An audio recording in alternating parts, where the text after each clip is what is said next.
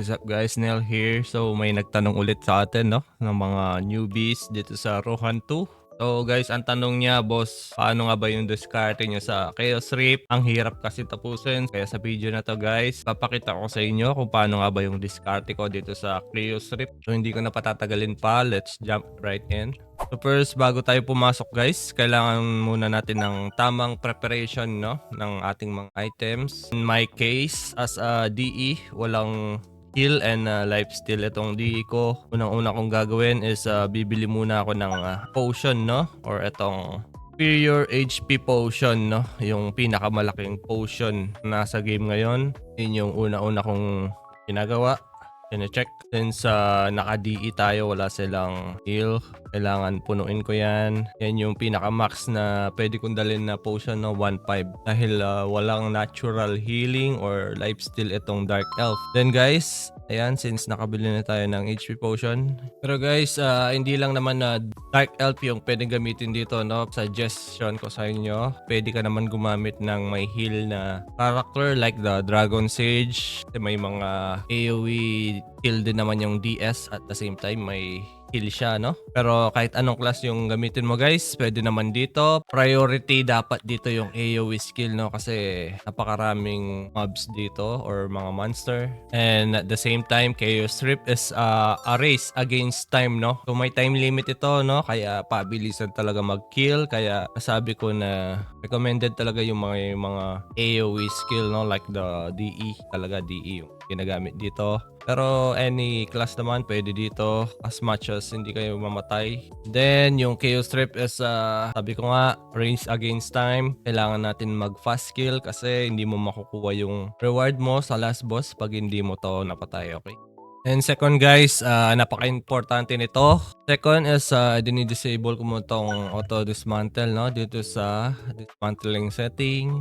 Huwag nyo hayaang mag-auto dismantle yung settings nyo pag mag-chaos strip kayo kasi may mga drop yan na ancient no. Kasi yung ancient items is yan yung dahilan kaya tayo nakakapag-upgrade ng emblem natin no. Napaka-importante niyan. Kasi pag hindi nyo in-off yung auto dismantle, maaari nyo itong i-auto dismantle no.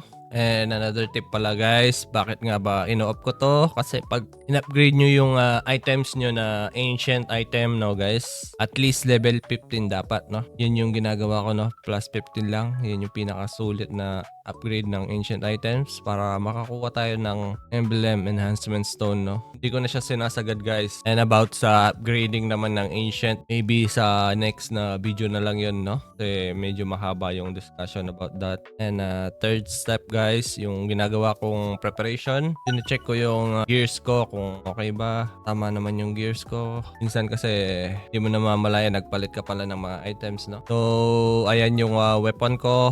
Medyo may advantage ako dito since yung mga boss sa Chaos Rift is napakakunat no.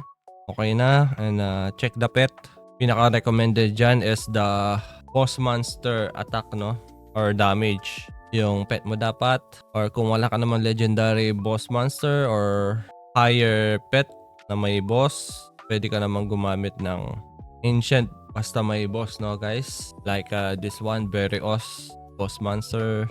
Boss, paano kung wala kang boss monster damage? Pwede rin naman yung like this one, this Gumi damage increase no. Kung wala ka talagang boss na ancient or boss na legendary, pwede tong increase damage or the magical crit rate since DE tayo no. Pwede yan, yung tigrang. Sa mga physical naman na yan, pwede tong tigfang or damage increase, pwede rin yan. Check mo yung mount mo.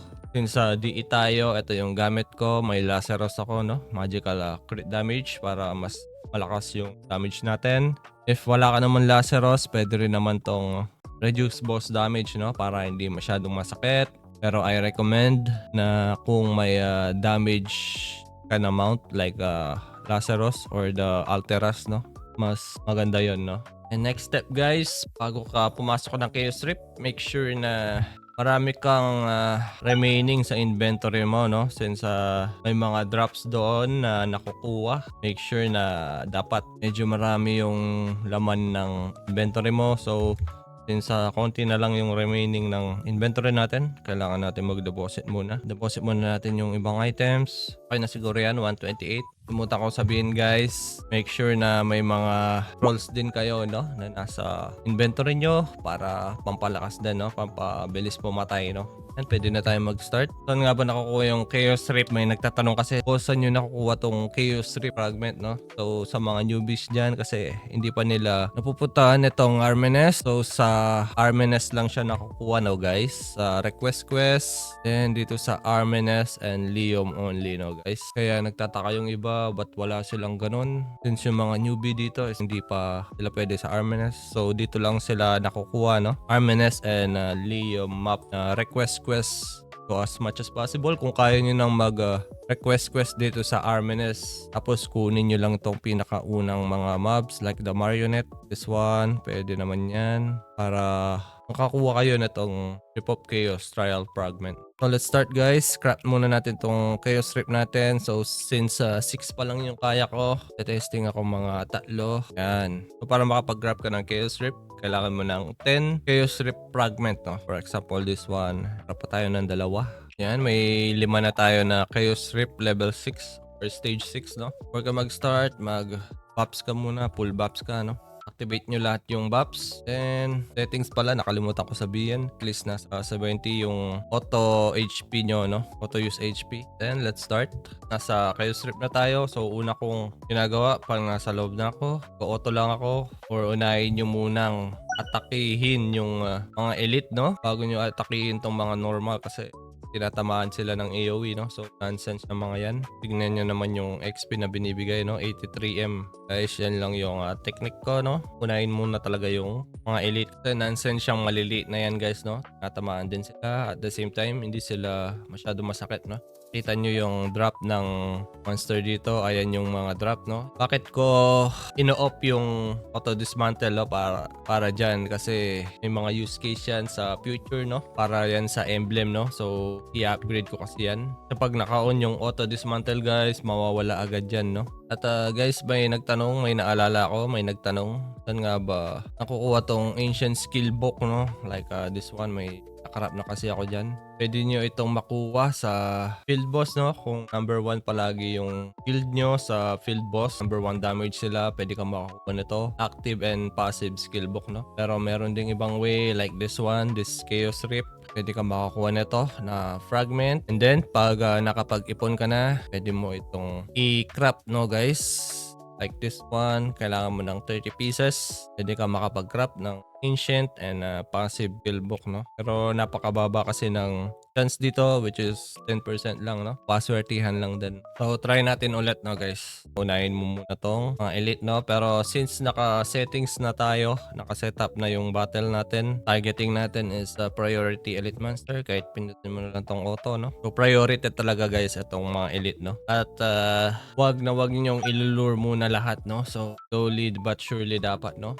Isa lang kasi once na pinagsabay-sabay nyo yan guys, hindi na kayo makakagalaw no. So one at a time lang sa pagpatay ng mga elite dito no. Kasi once na pinagsabay-sabay nyo yan, yung mga mobs, hindi na kayo makakagalaw no. Like this one, na ice tayo no, na freeze tayo. Kaya mas maigi is one at a time lang no. One elite at a time lang. Yan yung mga loot natin, ancient gloves no. Yan pwede yan i-dismantle once na plus na natin no. So maybe in the next video papakita ko bakit ko iniipon itong ancient items no, para yan sa emblem no. Maybe sa next video na natin yan. Dito sa last boss, yung discard ka dito, yan iniiwasan ko lang tong straight line na yan no guys. Kasi may knockback kasi yan no guys. Yung bilog na yan is hindi ko na iniiwasan yan. Kasi medyo matatagalan tayo no guys. Pag lalakad ka pa dito, babalik ka no. Medyo tatagalan tayo. Lalo na kung isapat yung time mo sa pag-kill no. Kasi naka-time nga ito no. Ayan, 2 minutes na lang no. Much as possible pass kill lahat ng mobs no.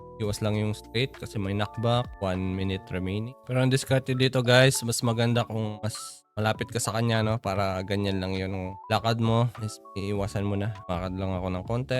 Iwasan ko na yung attack niya no guys. At the same time, pag natapos nyo to guys, kaya importante tapusin talaga tong Chaos Rip, lalo na yung last boss is dahil dito no, sa loot. Ano nga ba itong nilalaman ng loot na to? So let's check guys, bakit nga ba napaka-importanting tapusin yung last boss or yung lahat ng mobs sa Chaos Rip. Check natin yung laman ng box na yun. Ayan. Sabi dito dito, a Cron box obtained in trials. When used, you can randomly acquired between 100k crons up to 10 million crons. Kaya napaka-importante nung Chaos Strip na matapos, no guys? Lalo-lalo na yung last boss. Then, ito pang isang box na to, Chaos Emblem Enhancements Stone Chest. A box containing emblem, no? So, may emblem to. Grants either Emblem Enhancement Stone or the Superior Enhancement Stone, no? Pwede ka makakuha dito ng ganito, Emblem Enhancement Stone, at the same time Superior, no? So, let's check kung swerte tayo. 20 pieces, open natin. Ayun, nakakuha tayo ng tatlong 200k cron. So, use natin. Ayun, nagka 600k tayo. 10 100k, so 1M tayo. Ayan, tatlong 300k, so may 900k tayo. Ayun, dalawang 400. So, this one, ito medyo swerte tayo. May 1M cron tayo na box, no?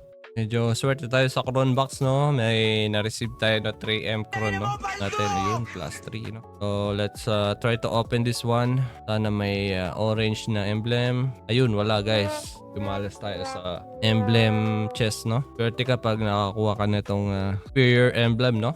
So, let's try ulit for the last time. Ang ginagawa ko na, guys, preparation para matapos itong Chaos Strip, no guys. Kailangan make sure na may pots ka. So napaka-importante nito, no guys. Dapat may bakanteng slot yung inventory mo, no. Masok yung mga items, no. Kasi once na walang vacant na slot sa inventory mo, tapos may nakuha ka na item, sayang naman, no. So hindi mo ito makukuha, no guys. And naka-silence tayo, no. So lakad muna. Medyo nakaka-sustain naman tong DE natin, no. Kasi plus 25 naman na tayo. Medyo mataas na yung emblem natin, lalo na tong protection, no? Ayan. Max HP, boss monster depth is plus 780 na, no? Pero guys, hindi lang naman DE yung pwede dito, no? Pwede rin naman lahat ng klase ng karakter. Nasa discard mo na yan, no? Pinaka ginagawa ko, no guys? Pinaka checklist ko bago ako mag-start ng Chaos Strip. Make sure na may pots, inventory, and auto dismantle is naka-off. Pet and mount. Yun na nga guys, no? Yung ating guide paano ako nag Chaos Strip. Sana may natutunan kayo. Priority nyo yung mga elites, no? Lalo na yung mga boss. One at a time lang. So kung may natutunan kayo, don't forget to like. May tanong pa kayo, mag-comment lang kayo sa baba ng comment section, no guys, para sagutin natin ito. See you on my next video.